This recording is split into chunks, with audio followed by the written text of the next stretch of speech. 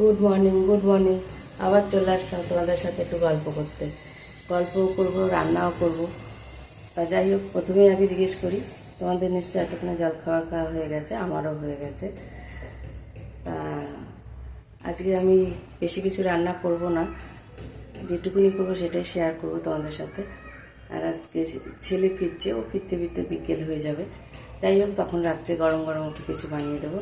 তা আপাতত কি রান্না আমি কিছুটা করে রেখেছি, করে এখন তোমাদের সাথে একটু গল্প করে নিই। আমি গুছিয়ে নিয়েছি সব কিছুই, গল্প করে তারপর আবার রান্নায় হাত দেবো।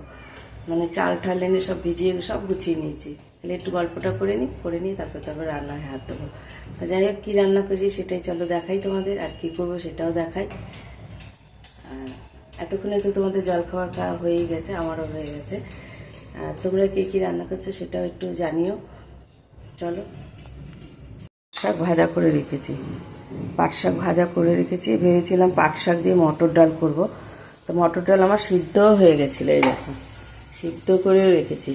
তা কী খেয়াল লাগলাম, না ঠিক আছে পাট শাকটা আলাদাই করি।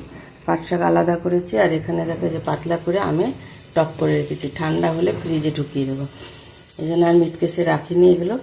আর এখানে করব, এই দেখো এগুলো কি বুঝতে পারছো, চিনতে পারছো এগুলো কি? বলো তো তোমরা এগুলো কি বুঝতে পারছো না? তাহলে বলেই দিই আমি, এগুলো নেনুয়া। এই নেনুয়ার তরকারি করব, তাই এর জন্য এখনও আলুটা কাটা হয়নি। আলু পেঁয়াজটা কাটলেই নেনুয়ার তরকারিটা বসিয়ে দেবো। আর এদিকে দেখো চালও আমি ধুয়ে ভিজিয়ে রেখে দিয়েছি, এখানে চাল রেখে দিয়েছি। আর এই দেখো এতটা আলু রেখেছি। ইচ্ছা আছে এক না আলু পোস্ত করে নেবো, আর নাহলে আলুর চোখা বানিয়ে নেবো মটর ডাল দিয়ে খাওয়ার জন্য। মটর ডাল তো সিদ্ধ করে নিয়েছি, কী করবো বলো, এবার এটাকে তো একটা গতি করতে হবে। তা যাই হোক, এটা পোড়ন দিয়ে এর সাথে ডালের সাথে খাওয়ার জন্য পোস্ত আর নাহলে চোখাটাই বানাবো। এই হচ্ছে আজকে আমার রান্নার মেনু। তোমাদের তো দেখিয়েই দিলাম আমার আজকে দুপুরের মেনু কি, এইটুকুনি করব। আর ছেলে ফিরতে ফিরতে তো সন্ধ্যা হয়েই যাবে, ও আসলে ওকে গরম যখন খাবে আর কি, গরম গরম মাছের ঝোল বা ডিমের ঝোল কিছু একটা বানিয়ে দেবো। এবেলা আর সেটা বানাচ্ছি না। তোমরা কে কী রান্না করছো অবশ্যই একটু জানিও। আর ভালো লাগলে লাইক কমেন্ট শেয়ার করো, সাথে থেকো।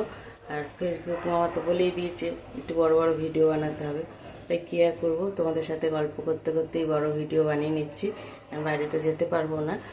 আর তোমাদের কাছে একটাই অনুরোধ, পুরোটা দেখার চেষ্টা করো, ঠেলে কেউ উপরে উঠিয়ে দিও না। সবাই সাথে থেকো, রাখছি, টাটা। আবার তোমাদের সাথে পরে কথা হবে।